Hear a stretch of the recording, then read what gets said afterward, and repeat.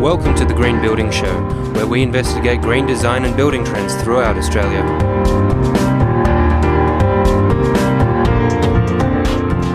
Welcome to the Green Building Show. This week, we wrap up our series on kitchen and design trends. If you've been staying tuned with the series, you'll know that we've covered everything from budget and aesthetics to functionality and materials. But there's one key issue that we haven't covered: sustainability. What makes a sustainable kitchen and how can you get one? To help me answer this, I speak with construction and design sustainability specialist Sharon Hamilton. Also in this episode, we'll be hearing from Light Home's Victoria Lee, who's going to bring us her latest What's Hot.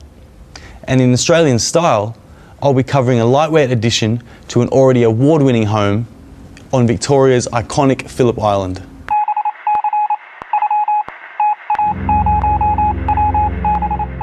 I'm here today with Sharon Hamilton. She's the design director for sustainable construction design firm Your Abode. It was always a dream of mine to live in a tree when I was young, Vic. So anyway, what's up this week? Sustainable kitchen and what it really takes to get a sustainable kitchen. What is your take, or what is your definition, of a sustainable kitchen? Well, I guess you've got to look at two areas. One is the sustainability of the products and materials that you use in your kitchen, and the other side of it is the indoor environment that you create in the kitchen. So you're looking at the indoor air quality, basically. So firstly, the sustainability of products and materials. So you're looking at where does the products come from? Where are they sourced? How are they made? What are the raw materials used in creating the product? What are for instance, the credentials of the factory who are producing the product? Have they got good environmental policies? How far does it have to travel to get to you, the kitchen renovator? And also you want to know how durable is the product going to be over the life of your kitchen, and also then what happens at the end of the life of that product or material. And so I mean that's a lot of research that has to be done, especially in terms of materials throughout the whole life cycle. I guess what tools are available to yourself and to consumers to really get to the crux of what embodied carbon and what sustainability credentials go into a material? Yeah, it's very scientific in many ways, and we rely on other people to give us some of that information, but we also do our own research. We use a few tools. One of them is Eco-Specifier that we've been using for a number of years, and they're basically rating products and materials and giving them an eco tag, if you like. There's the green tag as well. There's a few certification organisations, but we also do our own research because obviously not everything can be covered. One that we've just started to use is some people in WA, eTool, where they're actually assessing the whole house on a life cycle analysis, and that we're just in the initial stages of doing that. Okay, great. And I guess it's probably a hard thing to really nail down into to a concise sentence, perhaps, but how do you really go about creating a sustainable kitchen? Well, it comes back to the two elements. So you're looking at the sustainability of the materials and the products, and you're looking at the indoor air quality. So when you're looking at the sustainability of the products and materials, running through all those things, where does it come from? How far does it have to come to get here? What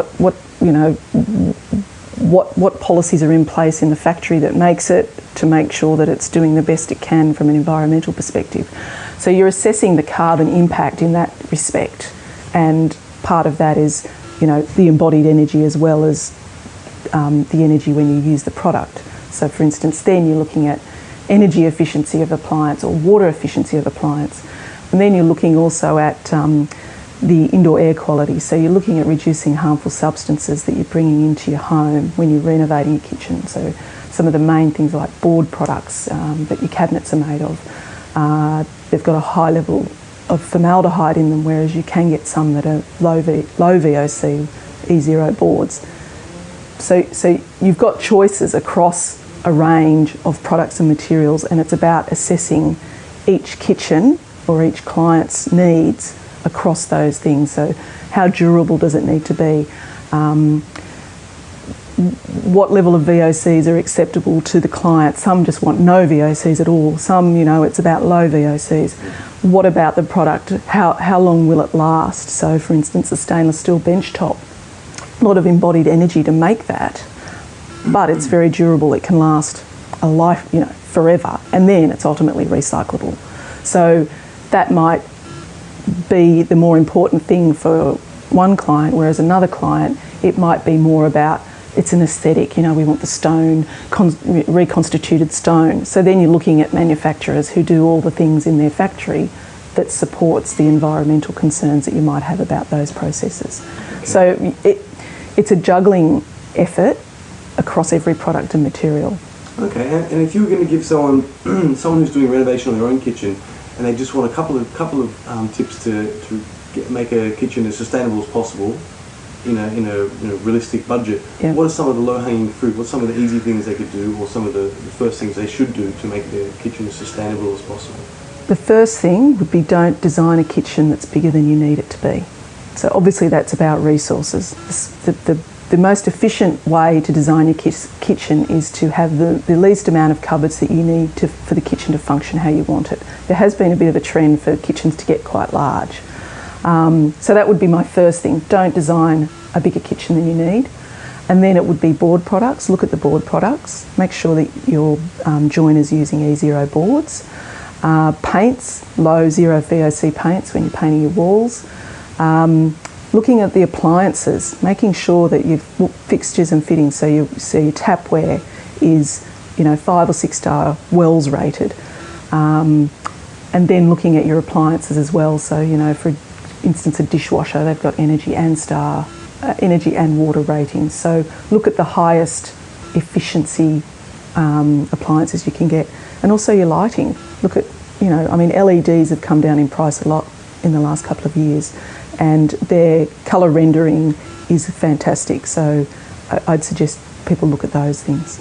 All right, great. And in your opinion, what's the biggest misconception surrounding sustainable kitchen and sustainable design that you come across in your business? I think one of the things that happens in people thinking about sustainability when they're talking about renovations is they don't necessarily think about the materials themselves that are being used and how that might affect the indoor air quality, for instance, so VOCs.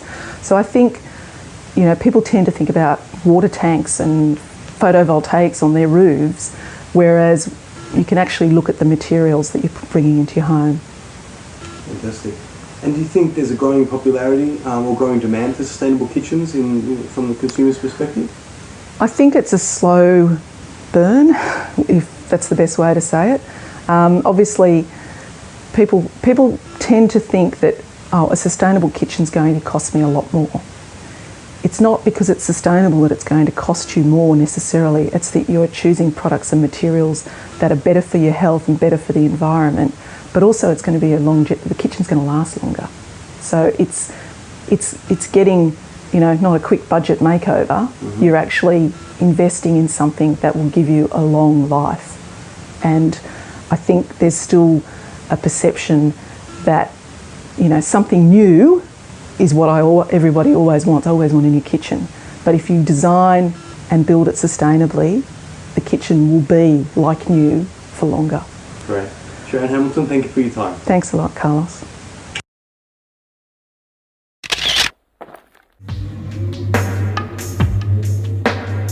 It was always a dream of mine to live in a tree when I was young, Vic. What's hot this week? Tree houses, or more specifically a book on tree houses. A beautiful book has just come out called Tree Houses, Fairy Tale Castles in the Air. And it profiles 50 beautiful tree houses from around the world, from New Zealand to Peru. There are tree houses that are cathedrals in the air, restaurants, cafes, hotels, from futuristic to old-fashioned romantic, some of them by renowned architects and some of them by unknown craftsmen. It's just a beautiful book for ideas about beautiful design, in this case, tree houses.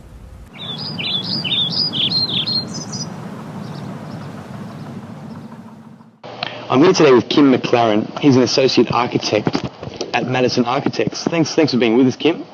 Pleasure. Great. So we're here talking about the Phillip Island House Edition, which is a small, lightweight addition to an already award-winning house. Can you tell us how the project came about and what was the brief from the client? Yes, certainly.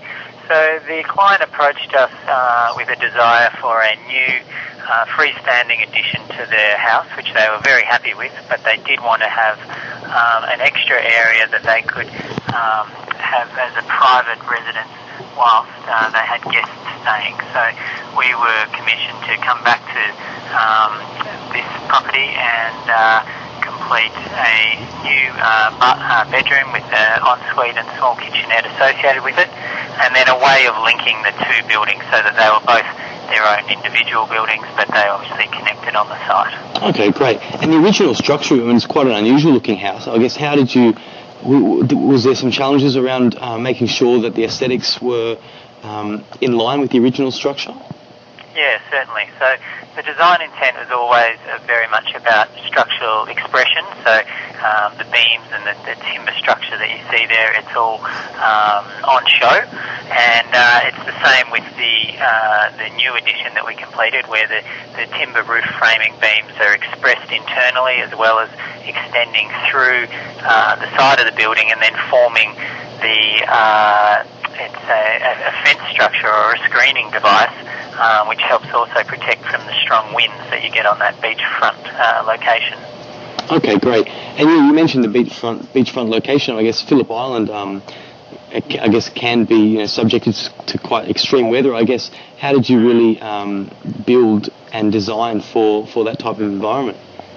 Yeah, so it is harsh conditions, and so you've really got to be on top of your detailing. So that means things like specifying all high-grade stainless steel fixing, so all the screws for the external cladding are stainless steel, all of the door hardware, the door locks, all the window frames, they're all very high-quality finish so that the corrosion and the salt and the wind and the water doesn't weather the house prematurely. Fantastic. And was it a little bit of a nerve-wracking experience to add on to a house that's already won a significant award?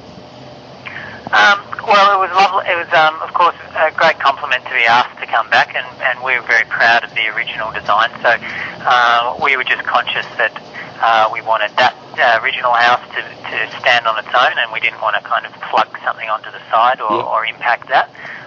So once we made that decision, it was then just a matter of setting the new addition away from the original house, so they both had their own space. All right, that's great, Kim. And what was the reaction from the client when they laid eyes on the finished extension? They're very happy, and yes, certainly got a good working relationship with them, and from what we know, they're enjoying it very much now. Great, Kim McLaren, thank you for your time. It's a pleasure. Thank you.